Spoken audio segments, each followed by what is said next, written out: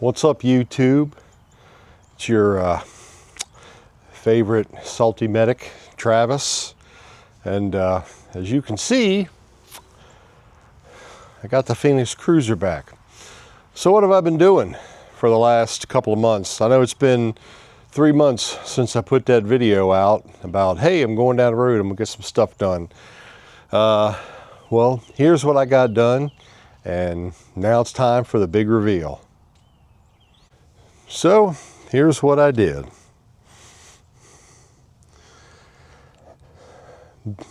I had some stuff made. I have this bumper that was made by Apex Overland down in North Carolina. So Apex did the bumper and they made the mount for this box. This is a Alvans box. I've had it for probably at least a year, maybe longer than that. I don't remember when I bought it. I bought it for this specific project, but I could not find anybody to do the work. I'm in Maryland, and I couldn't get anybody to do it. So here's the box. I'll start with the box. I'll show you the inside of it. So it's got a place here for 2 additional padlocks. And I got to get the key because I locked it, so stand by. Okay, where was I? Unlocking the box. It come with a key. So it's got 2 locks. One on one side and one on the other.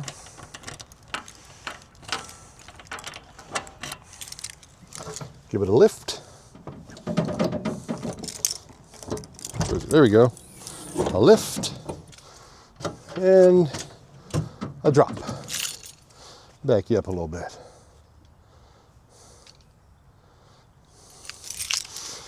So this can obviously be a table, workstation, whatever. I got a bunch of stuff in here. This is probably not the final, solution, organization. I think this water purifier is going to wind up going inside, and my air compressor. But I got a lot of tools in here and sockets. My short hose, my short extension cord, because a lot of times we park right next to the power pole, so I don't need 25-30 foot cord for a 6 foot reach. So I got my short ones in here, like just some of my electrical repair stuff, my voltmeter, my amp meter, some of my fluids, extra oil for the engine, generator oil, just stuff like that. So that's what's pretty much in here. So that's the box. Cool thing about it,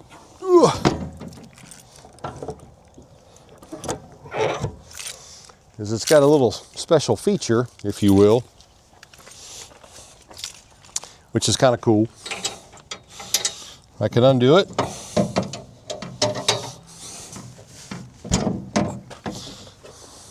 It's on a gigantic swing arm, and it will go, pretty much 90 degrees. So I can use that table if, we're outside cooking. If you saw my other video with the tire table and my Blackstone, so another workspace. But what if I'm boondocking in the middle of nowhere and I don't have a picnic table to eat off of? Well, I got this too.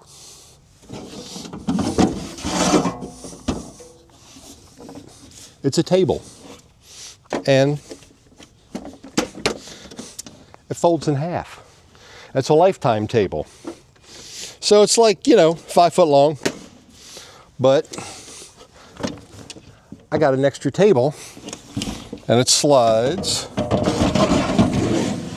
right here in the back. Now, if I want, I'm sure I could put a padlock on there. So put a bar through there. Someone done steal my table. Like, if you want to steal my table, steal my table. But let me tell you about Apex Overland and what they did. This material is what they used making roll cages, okay? They're in North Carolina. I'm going to put their address and information, phone number in the description, so check into that. They hand built this. It's custom made. They've done them before because this is a one-piece fiberglass cap. So what they did is they cut these two holes in the fiberglass. They did a beautiful job, you know, decorating it, if you will. And they have 4 bolts on each side, grade 8 hardware. So it is removable if something happens. But this is very thick, fully welded roll cage material that they built a bumper out of. And basically what I told him, I said, look, I said, if somebody's behind me and they accidentally bump me, I want to protect this fiberglass cap. And he said, no problem. And they powder coated it a semi-gloss with a local guy they use. And they got these, what they call Heim joints. Like a lot of off-road vehicles have these Heim joints. And this thing, it has you can see it's got a little piece here. Well, there's another one up here that supports on this bar. So that's really a lot of what's carrying the weight. So once you swing this bad boy back around, pretty easily, I can simply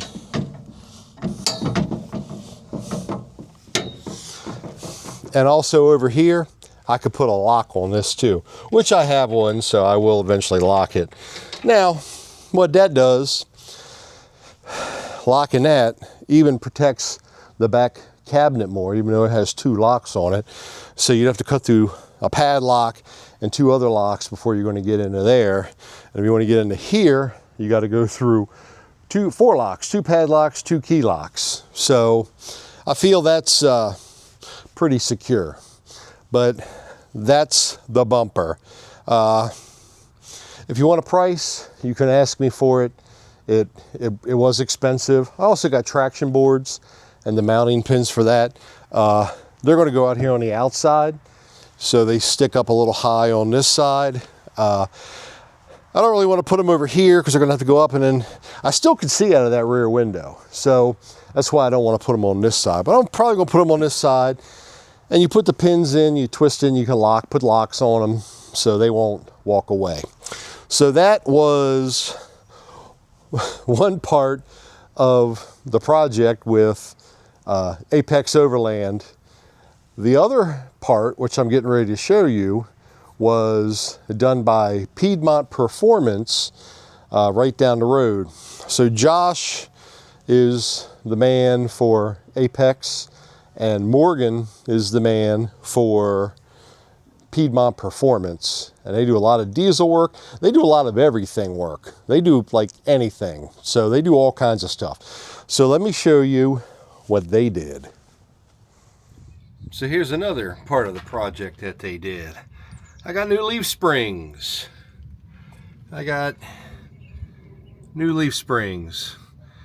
So these are a 4-inch lift. Well, it's probably about a 5-inch lift with the thinner multi-leaf springs, which give me a better ride. The original factory from Ford were they had lift blocks in there, and the axle was kind of flat, you know, kind of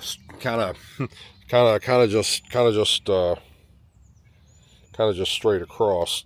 So with these, it gets a much better ride, and it actually, I lose a lot of the side-to-side sway. And they also put me on brand new Fox shocks right there. You can see the new Fox shocks, and they got new lower mounts they welded on. And there's the beautiful springs they put on. So yeah, they had all the equipment to do that, and that turned out really nice. Yeah, there you go. There's the bolts. He had to replace them, And that gap is now in there so that it's not touching that black tank. Very important. There you go. Now you can see that's the bottom bolt. And let's see if I can get to the top bolt. And there's the top bolt. And there's the gap now. So it ain't touching it. And the bottom, it's close, but there is a slight gap in there. And he had to put these new bolts in there and then get them replaced. But yeah, he definitely fixed that problem. So that's very good. And there's a back shot of the brackets that they welded on. Just trying to zoom in here. And in case you missed it, there's my new rims. They painted the inner dually black for me, and I got new wheels on the outside, and those are Nitto Terra Grapplers G3s. There's the tread, and they are super sweet. And here's the front.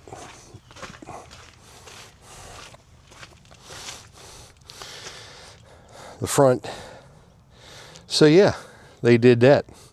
Well, I got that done at the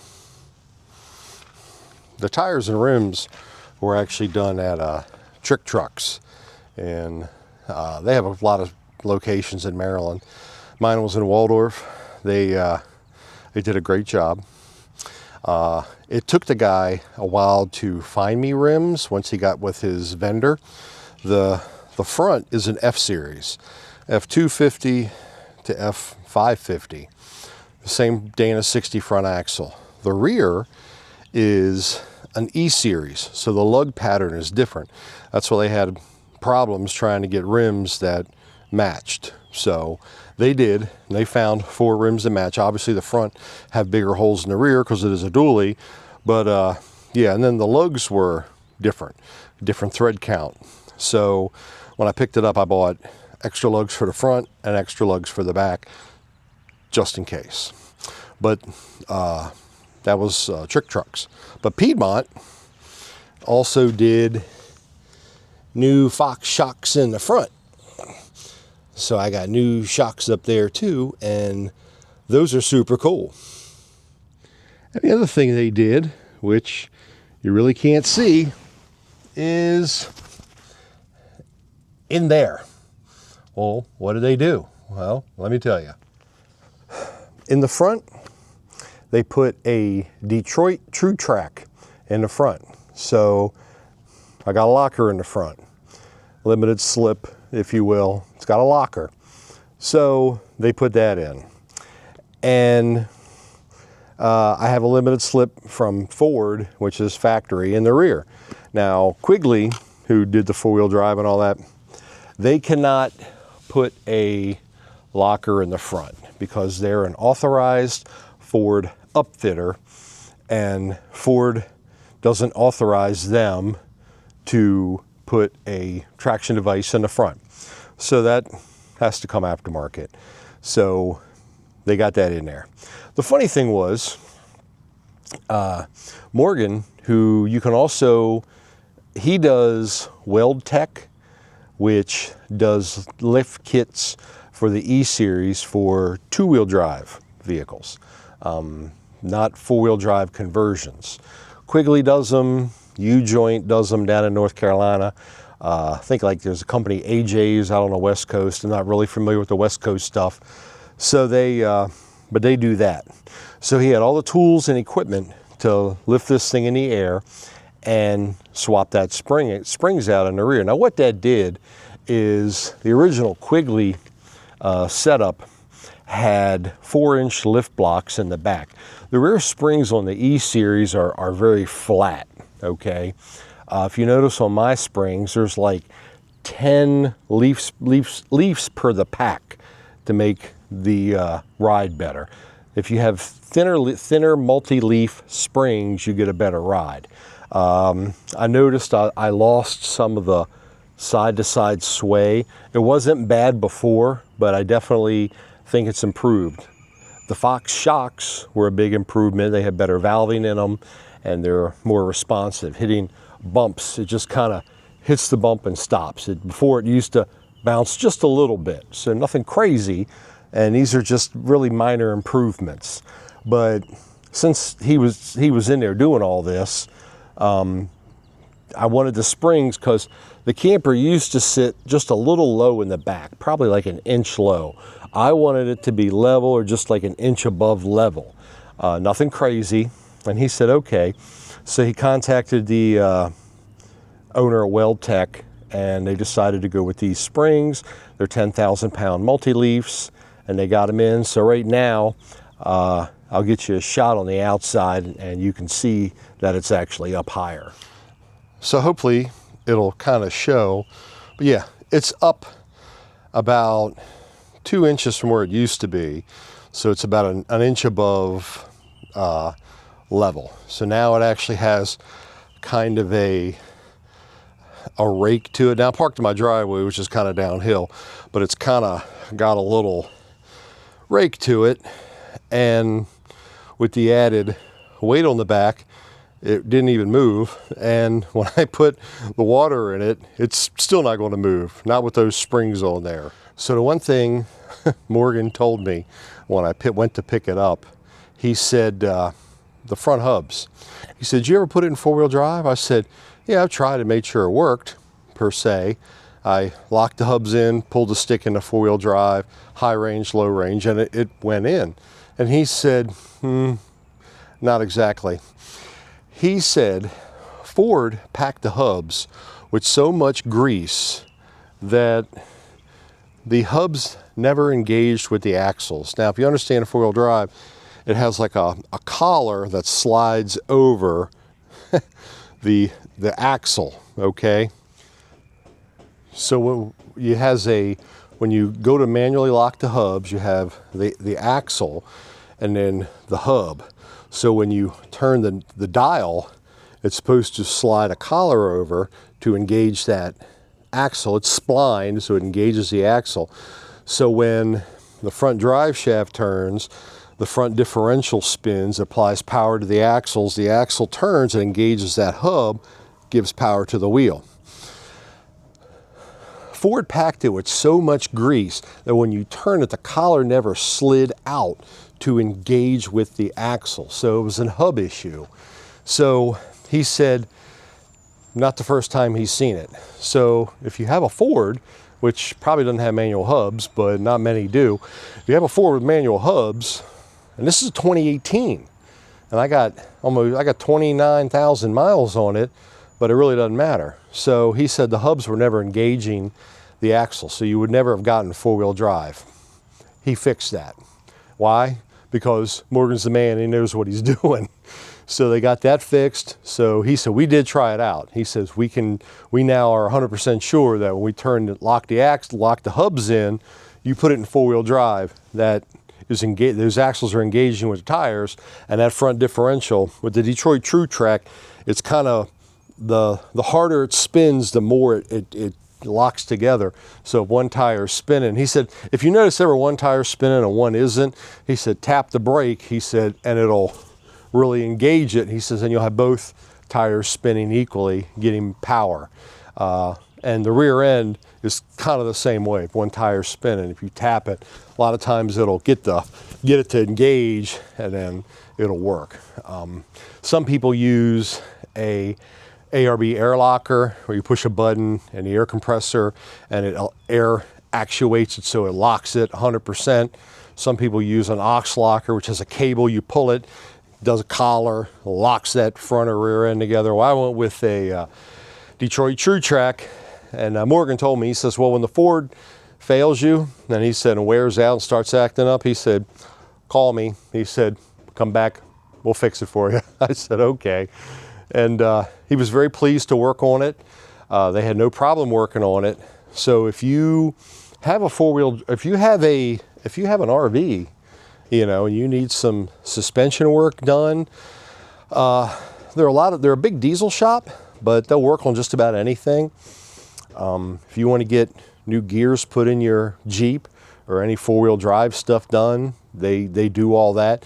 They do just about everything. And if you have a two-wheel drive Class C RV, you go to WeldTech website. You can see if they have a kit for it. Pretty sure they do. I would highly recommend going down to Piedmont and having Morgan order the kit, and they'll put it on, and they do a great job. And they're not, they ain't nothing shady about them. He's a straight shooter. There's no BS involved. He did have it for 3 months. I told him what I wanted done, and he said, "You in a hurry?" I said, "No." He said, "Good." He said, "I'm gonna work you in." He said, "It's just gonna be a while." I said, "Okay." So he was honest about that. He had Thanksgiving, Christmas, New Year's, and then they went on vacation for a week out to California. And so yeah, it really wasn't 3 months. It was probably about 4 or 5 weeks of actual work time availability, and he still got me in. Josh over at Overland, Apex Overland, which is right up the street. Those two are buddies, so they get a lot of stuff done. If you want a rear bumper or anything like that, let me show you this cutaway in here that they did. There's the cutaway. Beautiful job, both sides.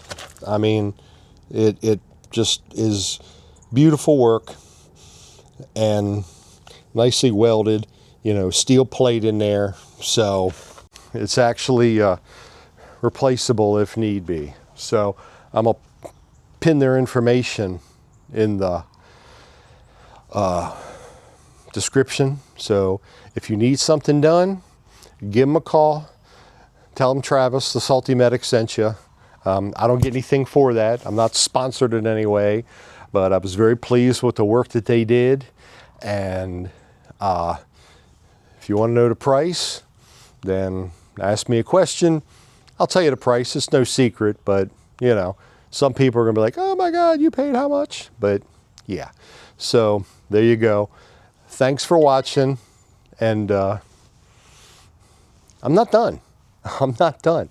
I got at least a couple more projects to do, so stick around.